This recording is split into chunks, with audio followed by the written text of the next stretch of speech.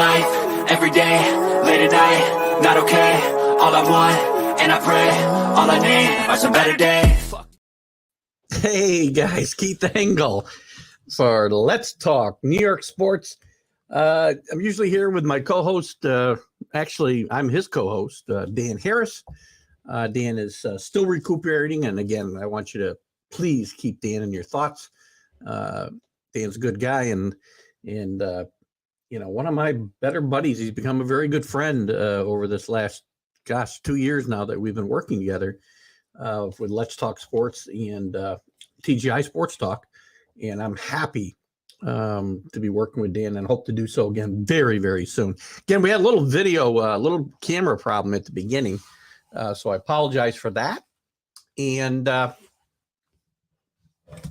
we're going to talk some New York sports. We'll get into the Yankees and Mets. A lot of the Yankees and Mets stuff I've already talked about on other shows. You'll see it on my vlog. You'll see it on Are You Serious?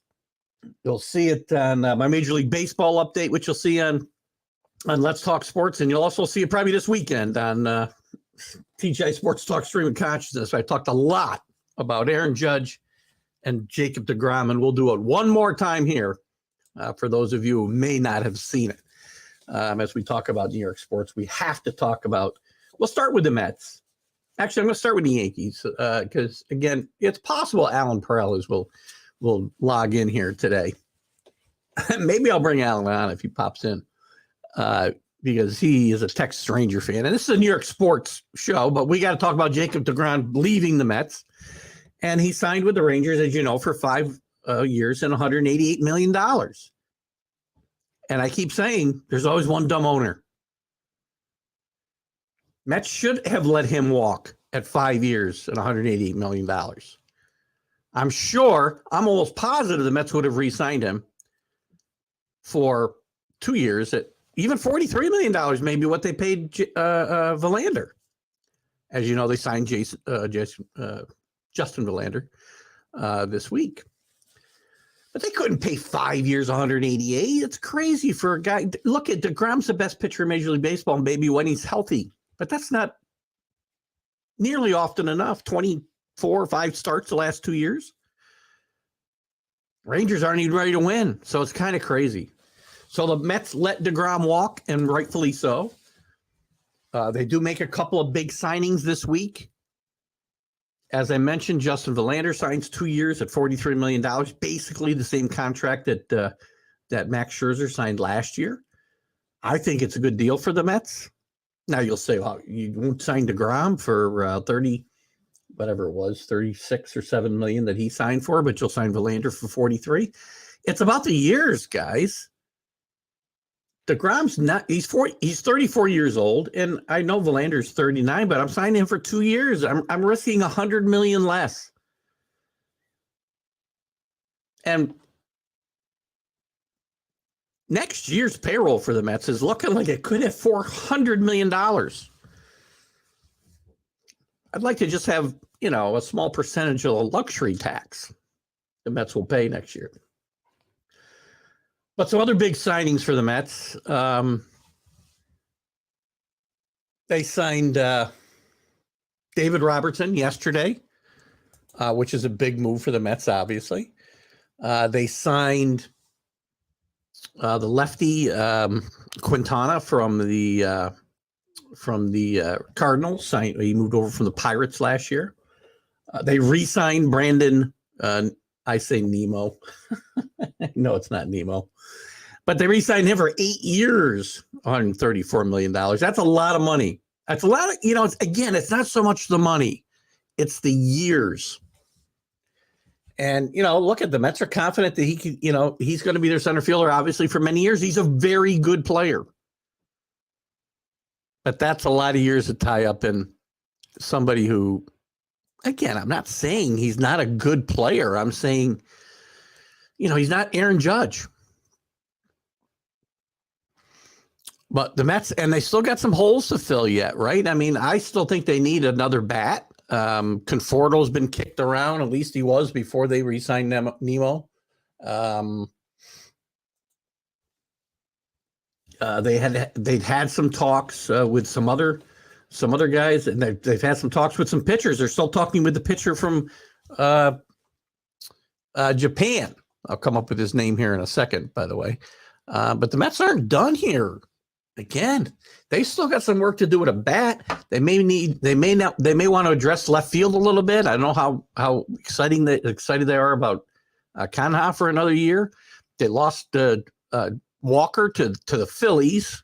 Tough to lose a guy who's, and again, he's had really good first halves and really bad second halves the last few years. But it's really hard to lose a guy like that to a division rival. That's rough. What else has gone on this week?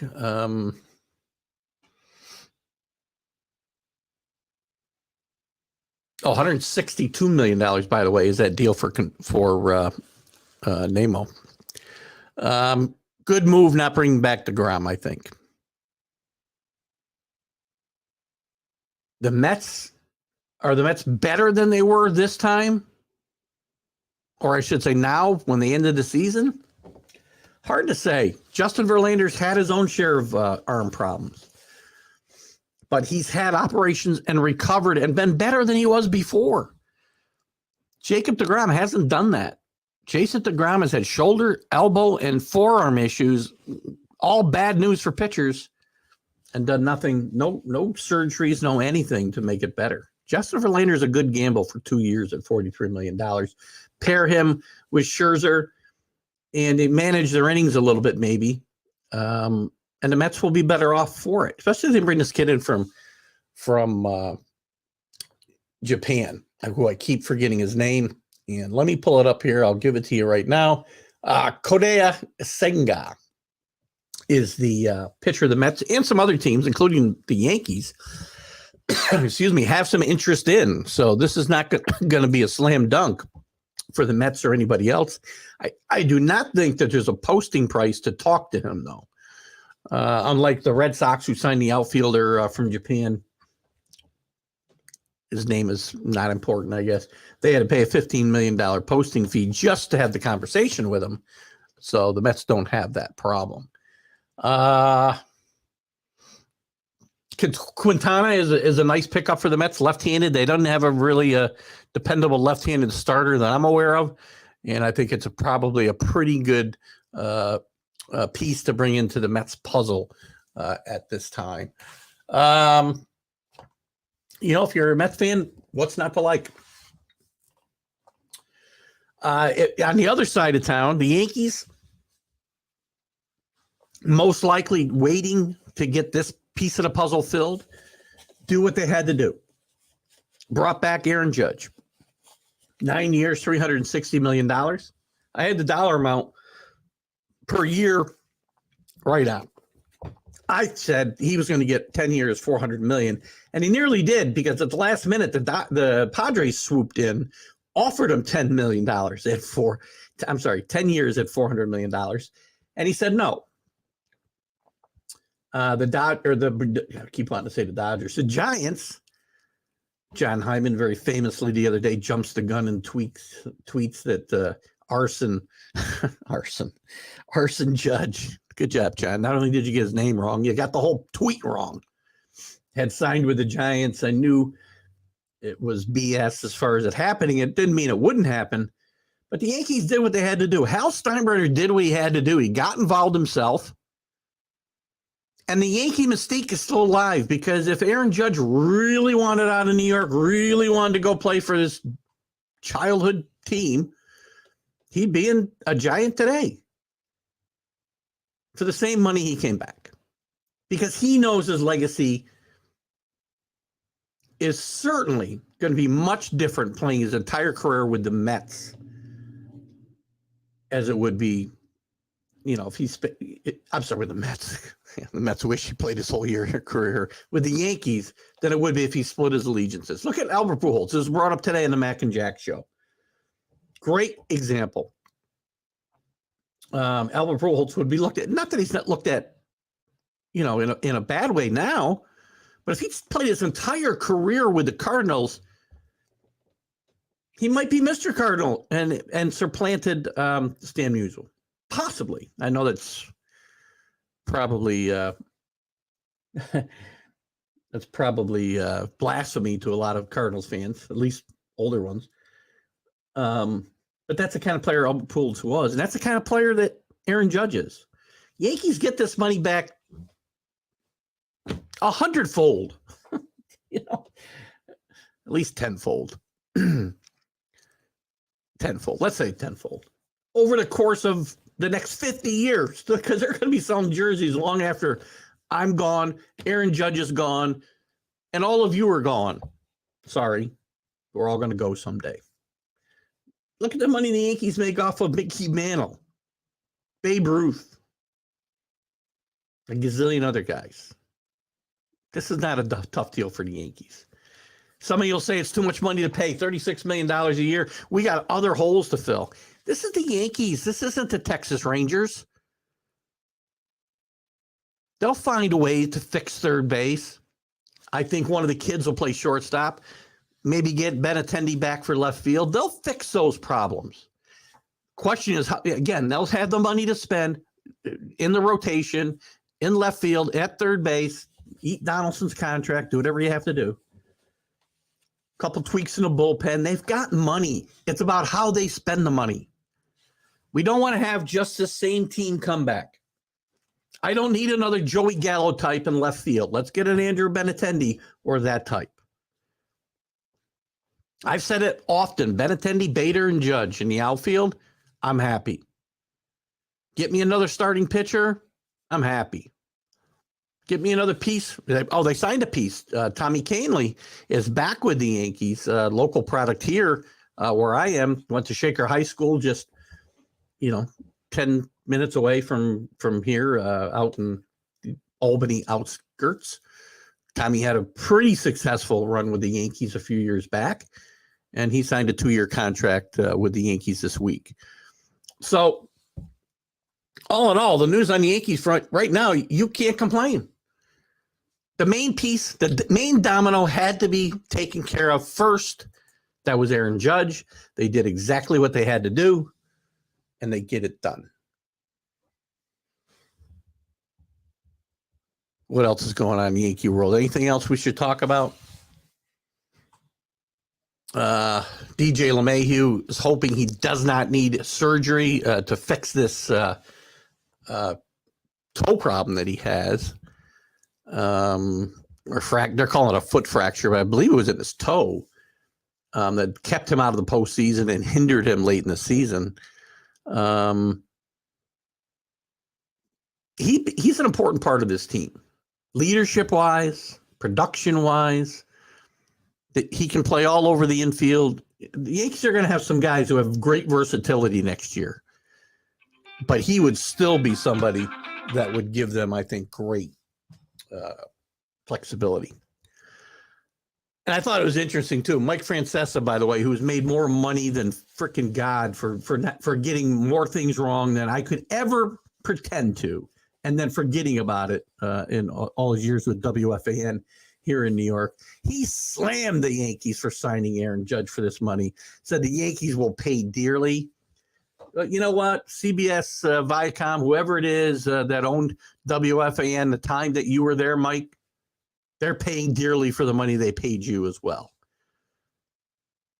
And the money that you have, and they're, trying to hang on by their fingernails over there at WFAN. So shut up. Jesus Christ. There was no, sorry for my French, there was no other outcome here, and I've said it forever, he has to be a Yankee. And you'll say, well, you're bashing DeGrom signing. I'm bashing the DeGrom signing because he's there for the money. He doesn't seem to care about winning, so he's taking the money in a very, can I help what? Who is this? Dan, I don't know who you are. But if this is real, how can I help? If not, I'll just block you. So make sure it's important and it's not something Spanish, please. Anyway, DeGrom decided he wanted the money. And he wants to... you need one pick today for any sport. Oh my God. Don, it's a typo. I got it. I don't know how badly you need it, but I really haven't looked at the lines today, and I'd be steering you wrong if I gave you. If you got a couple games that you're interested in college basketball, or I would stick with college basketball. The NBA is almost impossible to bet on. If you want me to give you an opinion on a college basketball game, give me a line, give me the teams, and I'll tell you. I'll give you the best guidance I can.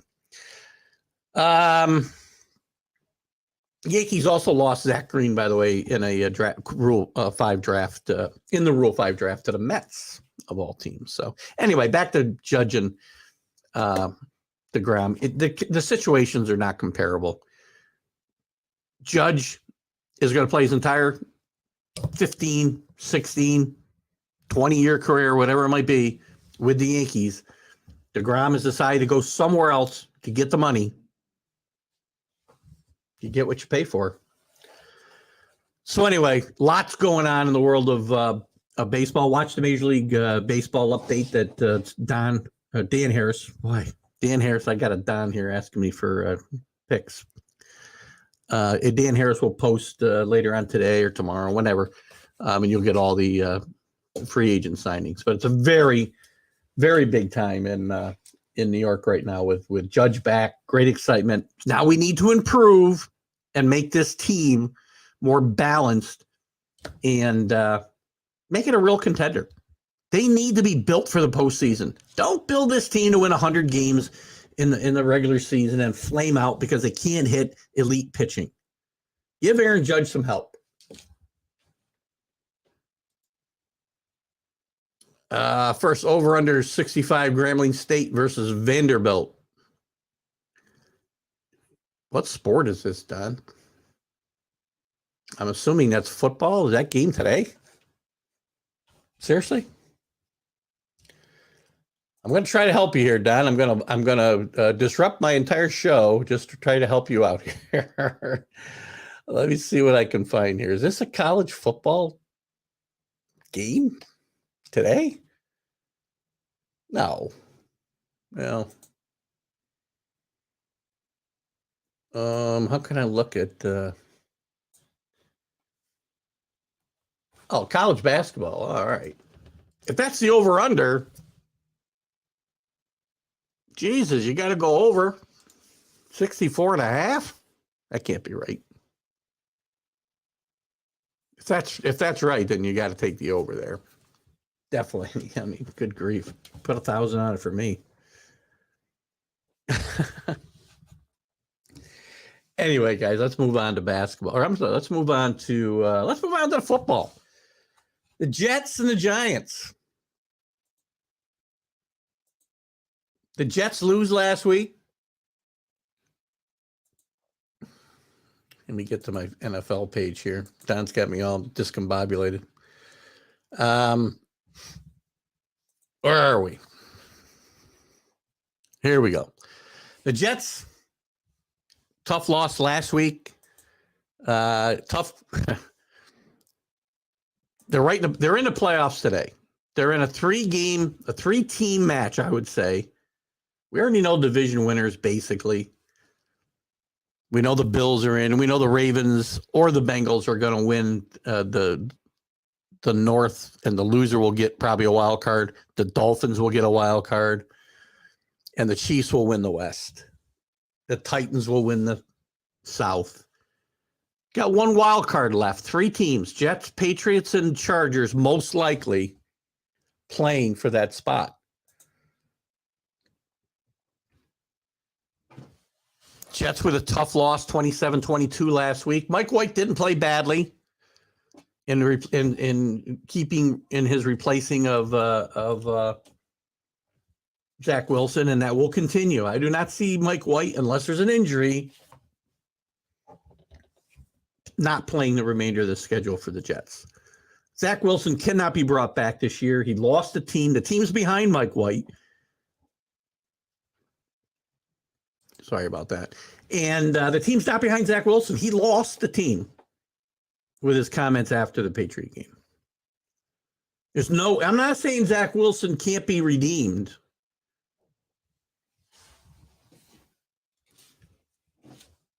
But this is going to be a tough road to hoe for Zach Wilson to make it back in New York. I think the Jets will give him a chance, and I think they should.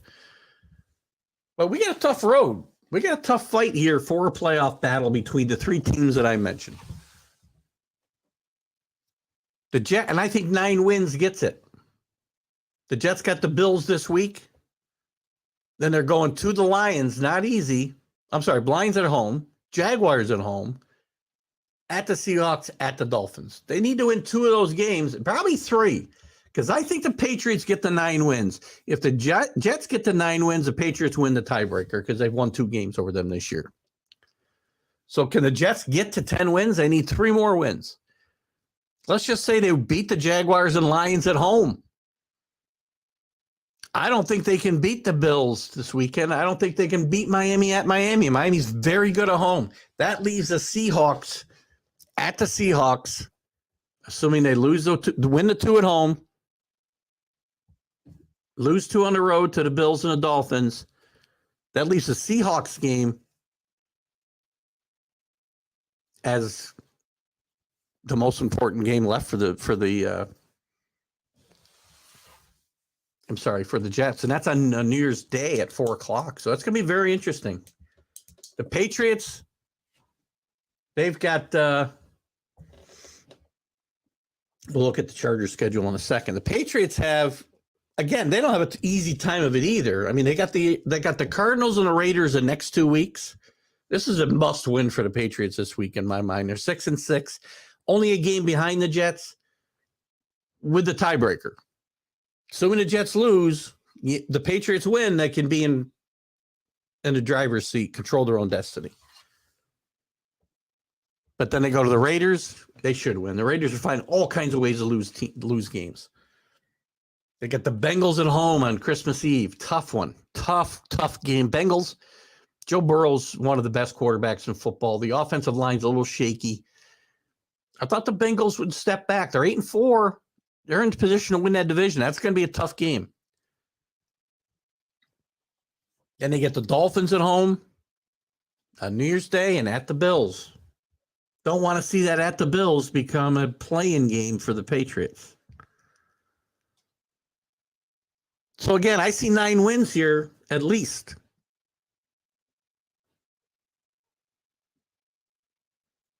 In my mind, you got to beat the Cardinals and the Raiders next 2 weeks, and either the Bengals or the Dolphins at home the 2 weeks after that to get the 9 wins. You'll probably make the playoffs. See what the Chargers got left. Chargers have the easiest of these. 9 wins may not get it done the more I look at it. They got the Dolphins this week at home. They're at the Texans. That's a win. They're at the Colts. That's probably a win. They got the Rams at home. And the Broncos, at the Broncos. This team could have 4 wins left in it. This is the team the Patriots and Jets need to worry about. Right now, I would say the Chargers are in the driver's seat because of the schedule. Still got to win the games. They've still had a lot of injuries, but guys are starting to get healthy.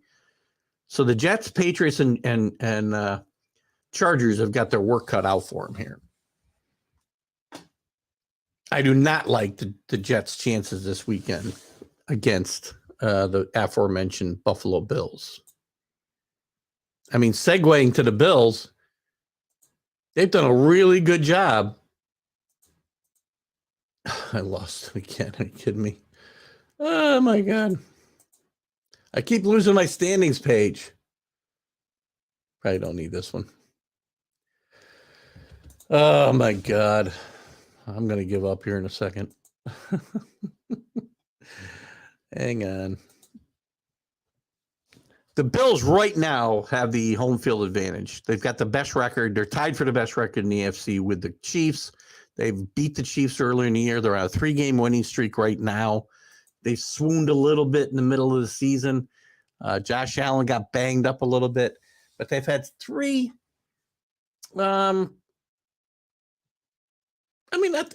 Impressive, I don't know. The win against the Patriots, I thought, was impressive. They did a good job on defense. They've lost Von Miller now for the year. That's going to hurt. They've run the football a little bit better. Exciting game the week before the Patriot game against the Lions on Thanksgiving Day. I think this Buffalo team will win enough on the way out of here to probably secure the home field, which is bad, especially for the Patriots, because they got pasted by them the last few times they played them outside of that win game in Buffalo last year. So it'll be very tough for this team, the Patriots, to, if they're matched up with Kansas City or Buffalo in the first round, if they should make the playoffs. I'm not seeing them winning the game, unfortunately. We'll see. So again, the Jets, the Patriots, and the Chargers battling it out likely for this one spot. And Miami and Cincinnati will continue to try to battle for winning their divisions, but the loser should easily probably get that nod, I would think. What else is going on? Max Mitchell, the Jets rookie tight end, is battling with some blood clots. Not expected to play this week, but expected to be a temporary setback. And again, they need everything they can muster against Buffalo this weekend. They played a good game. Zach Wilson led the team very well a few weeks back against the Bills at home, but this is a tough position for Mike White. If the Jets win this game, then you know what? I think they'll probably make the playoffs in front of the Patriots and the Chargers. But this game is really, we're going to get a really good judge. And this is a big game for Mike White going forward if he wants to establish himself as the quarterback of the future for the Jets. And again, I'm not saying they should write off Zach Wilson, but he's got to grow up and mature. And if he doesn't, it's going to be, hopefully it won't set the Patriots back too far. But the Patriots won't set the Jets back too far. But I'm sorry, I still got some COVID fog going on here. Because Mike White, if he continues to show that he's a bona fide NFL starter, then the bad pick of Zach Wilson, if it does turn out to be that, will not set this franchise back 5 years. Anyway, tough situation for the Jets this weekend. We'll see how they do. Moving on. Try again. I keep losing I got too many browsers open here. Right now, three of the four teams in the NFC East, including the Giants, are in the playoffs if they were to start today. The Commanders, the team formerly known as the Redskins, sit, I would say, a half game back if I was trying to do the math, of the Seattle Seahawks, as they have a 7-5-1 record after a tie with the Giants last week. Not a fun result for either team, I don't think. Hard-fought game, entertaining game, I thought. Daniel Jones, I thought, played pretty well. Again, considering the limited weapons he's got, and it looks like they're going to go into this game this weekend against the Eagles without Saquon Barkley. Bad news for the Giants. Their playoff chances, you look at their schedule the rest of the way, they got the Eagles twice yet. They've got the Commanders again. They've got the Vikings on the road. They've got the Colts on the road. I've been pushing the Giants all year as a very much improved team, as a playoff team. Daniel Jones is going to have to step up and really show his mettle here, especially with the limited weapons he's got. He has no Saquon Barkley this week. I mean, he's like carrying a gun without any bullets. His wide receiver core is really bad by NFL standards. If he loses Saquon Barkley this week, he's out there by himself. trying to beat the Eagles by himself.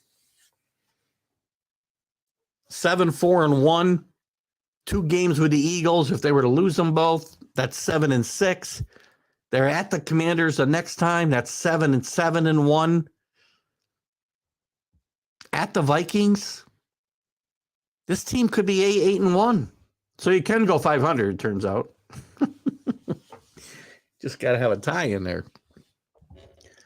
And 8-1 would be an improvement based on, what we've seen in the last couple of years for the Giants. But based on what you saw early in the year, it'd be a disappointment. Again, it's all perspective, as we talk about here a lot. If we asked you at a certain point last summer that the Giants would be flirting with the playoffs now at 7-4-1, you'd be all excited. But they are. But the way they started the season, now it feels like a letdown if they were to miss this playoffs, especially. Not a done deal that they could be out. 9 wins may get in here too, which means they only got to find 2 more wins. But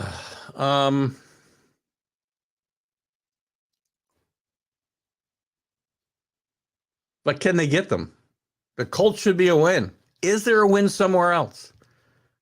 They probably need to beat either the Washington team formerly known as the Redskins or the Vikings on the road to get to that 9th win.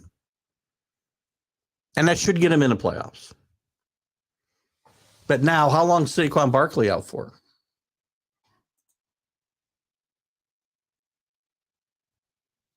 Not good news. I'm sure what he's battling here. And it's not a lock that he's not going to play, by the way. But, he's got a problem with his neck. Brian Dable has left the door open that he could play. To me, I'd be shocked if I didn't see him out there. But the thing is, how effective will he be and how much can he be out there? This is the biggest game of the Giants season. I can't see him not being out there and giving it a go. What else is going on with the Giants? Anything we need to talk about? I guess not. Odell Beckham still. I don't know what he's waiting for. I don't know what he's waiting for to sign. The Giants, the Bills, the Cowboys, they could all use him right now. I don't know what he's waiting for. Makes me wonder if he's going to sign at all, if this is some kind of giant ruse by Odell wanting to get back in the game or get back in the headlines.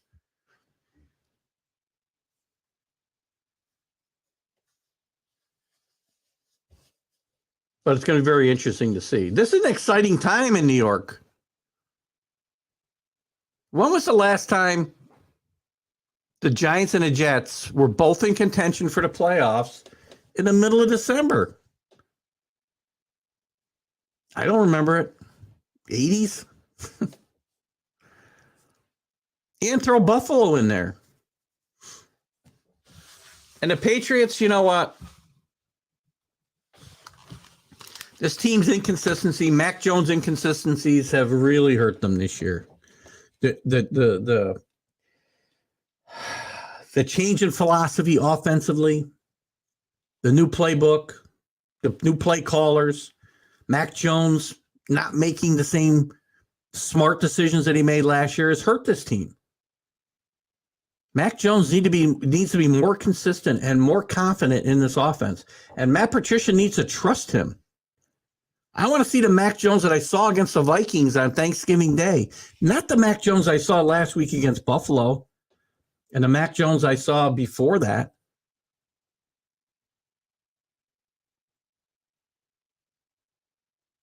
There's a lot of people calling for Bailey Zappi.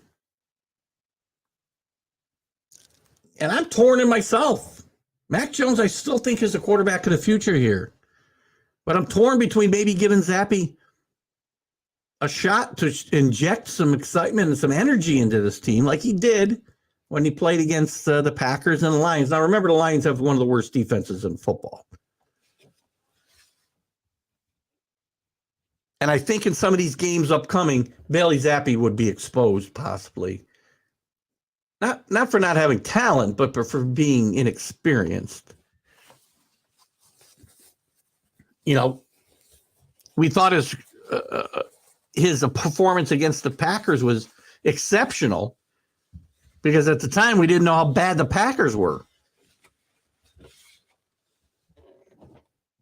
His performance against not a good Chicago team gives me pause to think, no, he's not any better than Mac Jones, and Mac Jones is still our quarterback, and I believe that.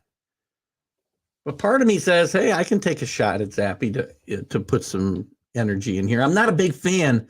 You know, I go by the adage, if you have two quarterbacks, you have no quarterbacks. So I'm not sure that the Patriots really want to go that way. I think he'll probably stick with Mac Jones throughout the rest of this. Guys, feel free to supply any comments and topics that you want yourself. I see a lot of people popping in and out of the room. You know, I hope you're not disappointed that Dan's not with me again today, but say, you know, give Dan a little shout out. I'm sure he'd be happy if you did. Let's move on to the basketball side of things. The Knicks on a roller coaster. Both teams are on a roller coaster, really, when you think about it. The Knicks stand at 12-13 in ninth place. They've won their last two. Very up and down, uneven performances, right? The defense has been terrible. Now they got an injury to Toppin, which, again, one of the reasons they aren't playing much defense is Toppin's playing so much. We've given Quentin Grimes much more responsibility in his offense on this team, and I think it's going to pay off. I like Quentin Grimes a lot. It's cost Derrick Rose his spot in the rotation, and Cam Reddish has lost his spot as well and demanded a trade. I wouldn't be surprised if you didn't see either one of these guys on this roster by the trade deadline.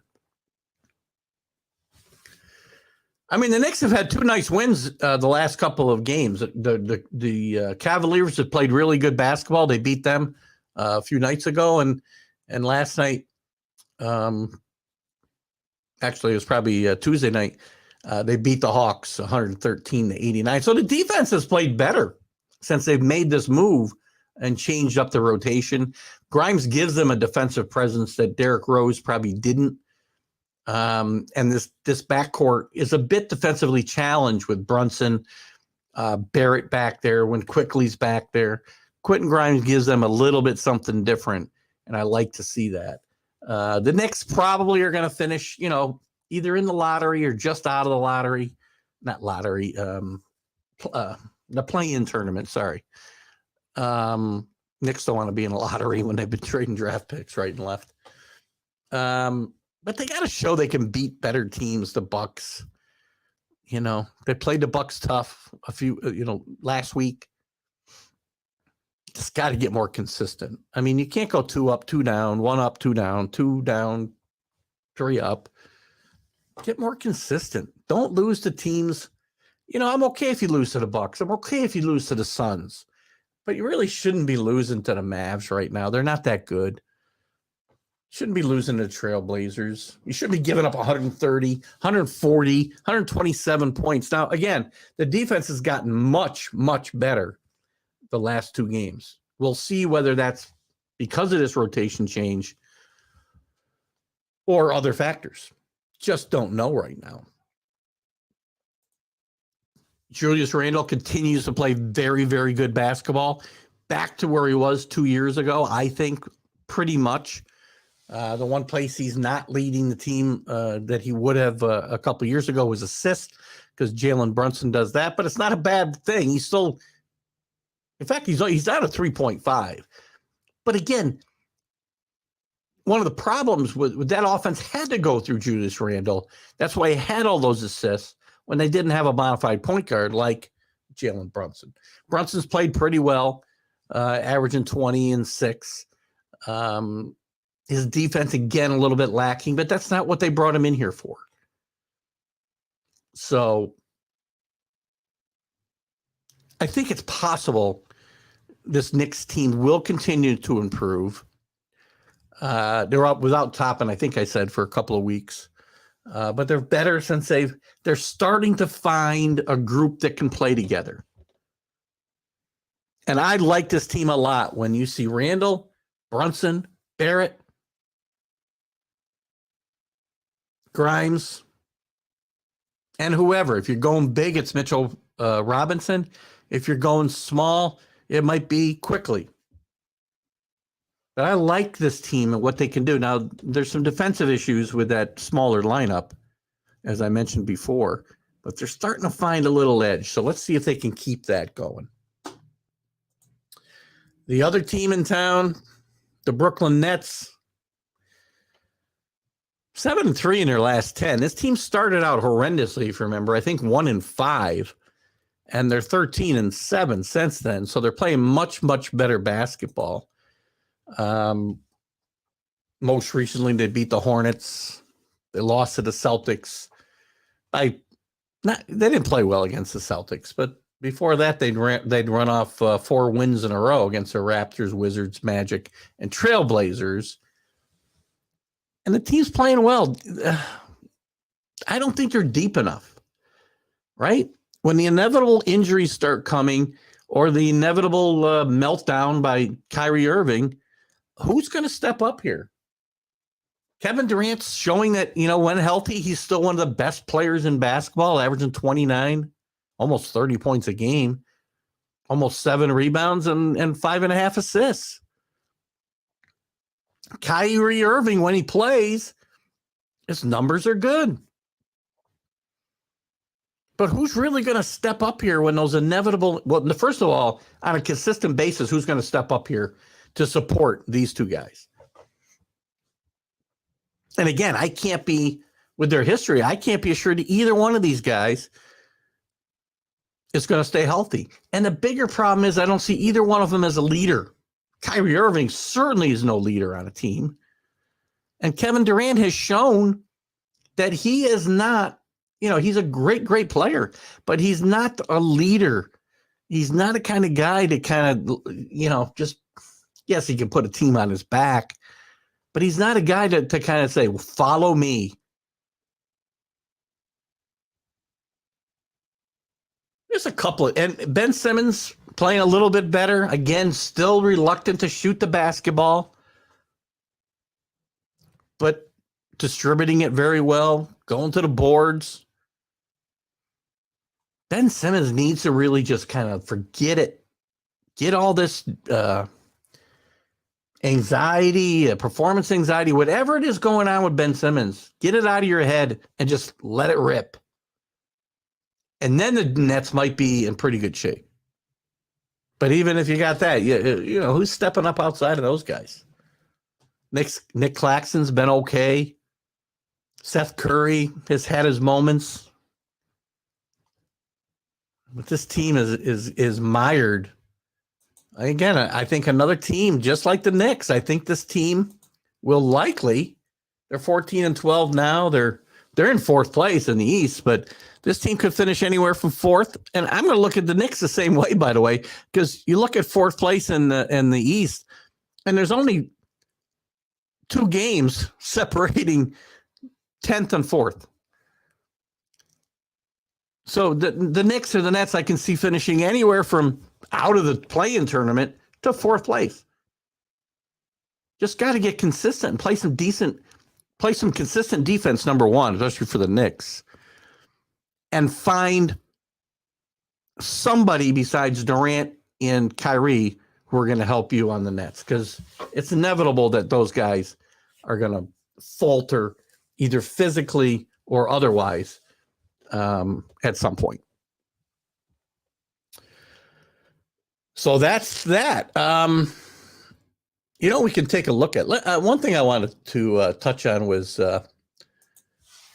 we've tried to incorporate football, and we'll try to do a little bit of basketball as well, as we're starting to get into the college basketball season. Just to kind of hang on one second. Just to try to stay on the college football level for now. Syracuse did win their last game, as I mentioned last week. They're going to play in an interesting matchup again in a bowl game that not one of my favorites, the Pinstripe Bowl at Yankee Stadium. I mean, if I wanted to go to that game, it certainly would be an easy game for me to get to. I'm only 2 hours away from the stadium. I like it's an interesting matchup of ACC and Big Ten teams. Minnesota, PJ Fleck just signed an extension there. The problem with these bowl games is you never know who's going to be playing, right? I don't know who's sitting out to protect an NFL draft status. I don't know who's entered the portal. You got to do a lot of research to be able to, especially if you want to bet these games, as Don probably is looking to do. But I think that there's a pretty good chance that this will be a good football game. I think Dino Babers has done a good job. They started, again, another perspective thing, right? One win for Syracuse last year. If you'd said before the season you're going to go 7-5 and get to the Pinstripe Bowl, Syracuse fans would have been happy. But the fact that they started 6-0 and finished 7-5 takes a little luster off of that. Because you went into that Clemson game with all kinds of possibilities. Even in that game, there was a chance for you to win that game. And after that, things kind of fell apart. They lost 6 in a row or 5 in a row and did a good job to right the ship in the last game of the season and make this bowl appearance against Minnesota. Dino Babers saves his job. And all in all, a good season for Syracuse. And losing their quarterback for a good portion of that losing streak certainly did not help Syracuse. So should be fun. That game is going to be played on December 29th at 2 p.m., by the way. That is for those of you without a calendar, a Thursday afternoon. I know Carlos, the Mad New Yorkers, wanted us to get together and go to the Pinstripe Bowl. I do not see myself doing that. But again, I'll be an interested party watching it on TV. The other thing I wanted to dive into just a few minutes, because we haven't talked at all about college basketball. And when Dan's with us, we don't, because it's not necessarily his forte. But I'll promise you that when he comes back, I'll try to keep a little bit of college sports involved, at least, from 10,000 feet, if nothing else, because we have some pretty good college basketball here in New York State, in the New York metro area. You've got Iona, you've got St. John's, who's playing very good. You've got Seton Hall in Jersey. You've got St. Peter's, who's not going to be quite as good. You got St. Bonaventure out west. You got Syracuse out west. I know I'm probably forgetting somebody that I wanted to mention. But, those are some of the major players. And let's just kind of go through. I want to go through quickly and see where some of those teams stand. And we got the Albany Great Danes and the Siena Saints upstate here as well, which, again, I'll keep you a little abreast of as we go forward. Tough loss at Rutgers. I left out Rutgers. Rutgers is very good in the Big Ten. They had a tough loss to Ohio State the other night on a last-second shot. Who we want to look at first? St. Bonaventure out west, 6-3, no league games yet in the A10. This is a team that will probably struggle a bit this year in the A10. The A10's not a bad league, kind of middling league, but there are teams like the VCU Rams and who else? UMass at different times have had really good. Davidson just a couple of years ago have had good runs through the NCAA tournament. And Loyola Chicago now is in that league as well after moving out of the Horizon. So keep an eye on them. Syracuse, which has been off to a really tough start, only 5-4, started to right the ship a little bit, 1-2 in a row now. They're 1-0 in league play as well. Syracuse this year, it's probably going to be a tough year for Jim Boeheim. And I wonder how much Jim Boeheim's got left. He's one of the legends in the game, way up there now in the win total for college basketball coaches. Just wonder whether, time is running out for Jim Boeheim to get things going at Syracuse. Moving to the ACC, and I know it wasn't, Jim Boeheim did not want to go to the ACC. That was totally a football move. the basketball team has suffered. The Big East changed dramatically without them. It's better now, but it changed dramatically when Syracuse had to leave. And some great rivalries. Syracuse, St. John, Syracuse, Georgetown all went by the wayside. Speaking of the Big East, the St. John's is off to a very nice 9-1 start. Not ranked yet, 1-0 in the league, and going to be a contender, I think, there this year. I think they'll surprise some teams. UConn, who's ranked 5th in the country, with Hurley, Danny Hurley is their coach. They're off to a 10-0 start. Have not played a league game yet. Who else we got here? Seton Hall, 5-4. Not a great start for them. And their new coach, Holloway, who moved over from St. Peter's, if you remember. And as I mentioned, the Big Ten, or where is the Big Ten? We haven't got to them yet. Rutgers, who's had a couple of decent seasons, back-to-back tournament appearances for Rutgers, couple tough losses. They're 6-3, 1-1 in the conference after a tough loss to Ohio State the other night. Rutgers not ranked, Ohio State 25th in the country, but Rutgers doing okay to get this season started. In the Metro, and we'll look at both Iona, who's 5-2 under Rick Pitino right now in non-league play, 2-0 in the league. Iona's going to be the favorite to win this league. And the Siena Saints are second, are right now second. They're 1-0, 5-4 overall. Siena Saint, Rick Marciano, very good basketball coach. This team overperformed last year, I thought, and they got a shot this year, maybe to give Iona, I think, a tussle here for the MAC crown. And I'll be happy to get over to the TU Center, whatever we're calling the arena these days, to see a couple of games. Hopefully an Iona game, and there's some other really good, interesting games. The teams from out west, when they come here, are always fun to watch as well. So, again, there's a little bit of an update for you on New York college sports as well, and we'll try to do that as we go forward here through the season a little bit, at least to keep you up to date on what's going on. And maybe what I'll do for Dan, if he wants, I will do a college basketball update for him, similar to what I do with the Major League.